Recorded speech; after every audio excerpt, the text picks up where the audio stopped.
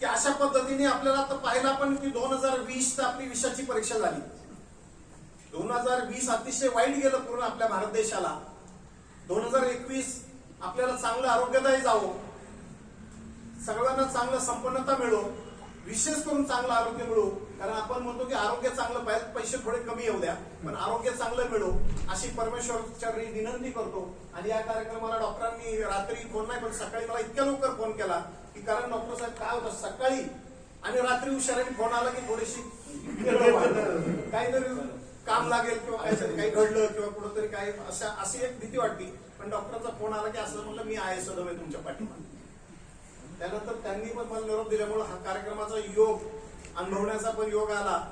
निश्चितपणे आमच्या सरपंचाच्या वतीनं, ग्रामपंचायतीच्या वतीने, सर्व वाडे भोलाई आणि पीसी अंडर येणाऱ्या सर्व गावांच्या वतीनं मी पुनश्च एकदा आपलं सर्वांचं मनापासून अंतकरणापासून अभिनंदन करतो.